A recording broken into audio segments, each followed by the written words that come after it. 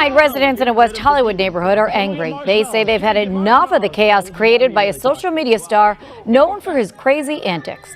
That man, Jake Paul, has 8.5 million followers on YouTube. His neighbors, though, say that he's been filming dangerous stunts and he's putting people in danger. Chris Wolf is live in West Hollywood tonight with a story you will see only here on 5. Chris? That's right, Rick and MB. He is a social media megastar. His name is Jake Paul. We should note he has been a guest on the KTLA 5 morning show, but tonight we visited his West Hollywood neighborhood because of complaints from neighbors. This is a story you will see only on 5.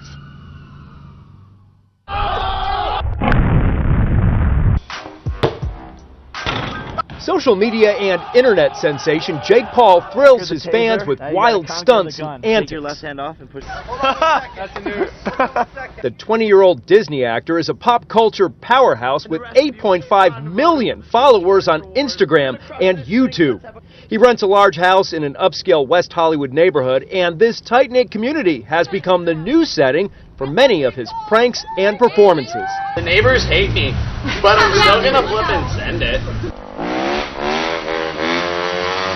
He apparently makes his address no secret, and that piece of information draws an endless stream of fans, mostly young girls, the day we visited, and their parents, to the property. He's funny. Savage. Savage? Yeah. A recent stunt involved tossing furniture into an empty pool and setting the pile on fire. Neighbors say flames eventually grew higher than the house, and as the pit was burning and smoking, they were fuming.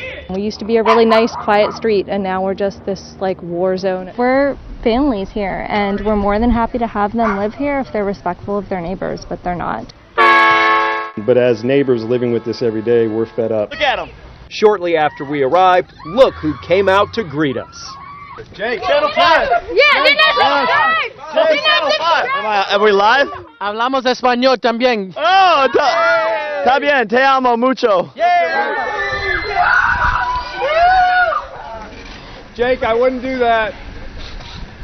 I wouldn't crawl up there. Why? Okay. I just wouldn't do that. A lot of the neighbors are complaining. They're very upset. No, why? Why? They say that you've created a living hell out here, that it's like a circus. Yeah, it is. All the fans. I mean, but the people stunts, like going to circuses, right? What do you say to the neighbors, though, that are upset? And they're really upset. No, I honestly... Can't beat them, join them. No, I'm honestly, yeah, it's terrible. It's a bad situation. No, I feel bad for them, for sure. There's nothing we could do, though. The Jake Paulers are the strongest army out there. Dab. I have one question for you. Yeah? What are those? Brought you last night, friends of social media star Jake Paul are responding after KTLA's report that Paul is wreaking havoc on a West Hollywood neighborhood. I wouldn't crawl up there. Why? I just wouldn't do that. I wanted to do the interview here. The 20-year-old YouTube star is accused by neighbors of performing dangerous stunts in the area and putting people in danger. Paul also gave out his address to fans who routinely flock to his house. Residents are considering a class-action public nuisance lawsuit against Paul.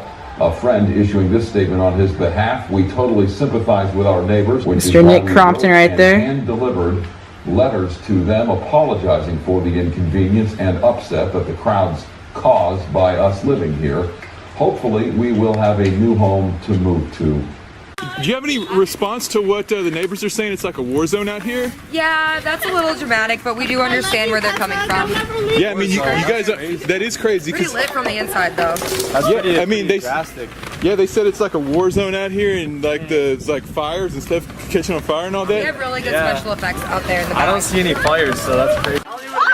What's up, bro? Hey, what are you... Jake, man. What's up, bro? Oh my God. You made it to be the #1 story on Daily Mail right now. You're... So you... I'm here with my friend, Jake Paul. Hey, lit. So... Here, wait, hold on. I have an official reporter that's going to represent us as Team 10. Is a war zone, do you feel that this neighborhood is a war zone? No? Do you think that Jake is a nice guy, or do you think that he's giving the neighbors problems? Hey, Jake. Huh? He's good. He's good.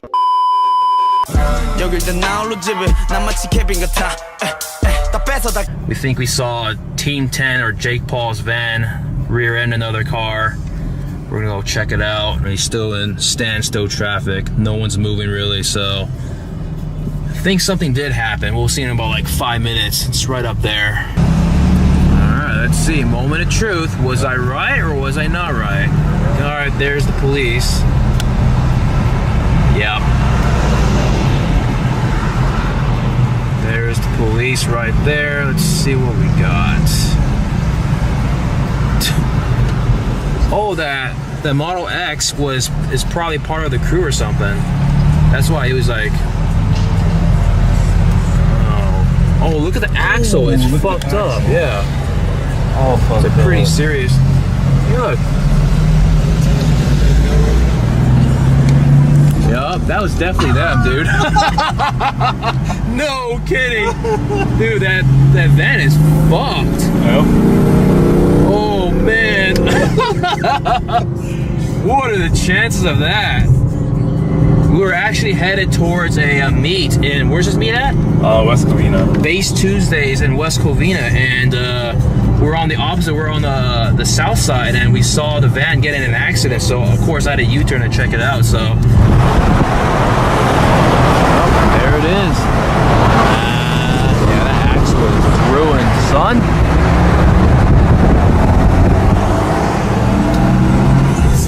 Haven't even gone to the meet, and there are cops everywhere.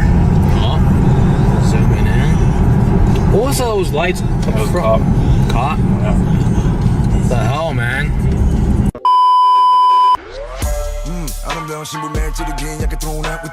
Translate 6 seconds of fame into a career for yourself. Lots of hard work. You know, I had to transition off of the platform and develop like the acting skills, and it was a good like kickstart to my career. And I had to like use that to get into these big rooms in Hollywood. And then once I was in these rooms, I had to like show my full potential and the acting skills that I have.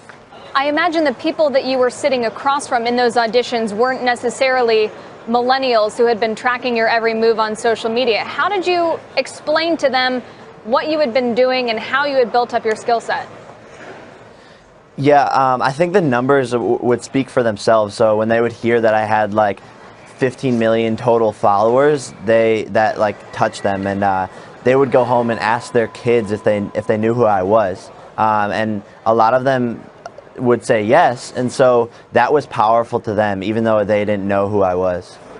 Jake, I've got to ask you about Vine and its long-term like viability. A lot of people have said if Twitter starts to run into trouble, they should probably sell it. How useful do you find it today versus a few years ago? Yeah, so Vine was super popular a couple of years ago, and it's on its like dwindling edges along with Twitter, but they're still both very powerful platforms, and it's just about translating your content onto other platforms. So now like Instagram and Facebook and Snapchat are super popular, and so I just create content on those platforms and grow an audience there. And social media is kind of the same across the board, so you just have to know how to engage your audience, and you'll be popular on any platform that comes up. And then the other goal, Jake, of course, is to translate that into money. Can you share with us how much you're actually making from social media? Is it 6 figures, 7 figures? What can you say? So starting out, it was 6 figures, then moving up into 7 figures. Hello. As you get like as you get more and more popular and start to build a brand name for yourself in the space, you start working with big Fortune 500 companies, merchandising deals, you can tour. So there's a lot of ways to monetize. But if you have millions of fans and you can convert like even 5% of them to pay for something of yours, you're in the 7-figure. I'ma get the money in the tummy, I'ma make room. 600 on they got 13.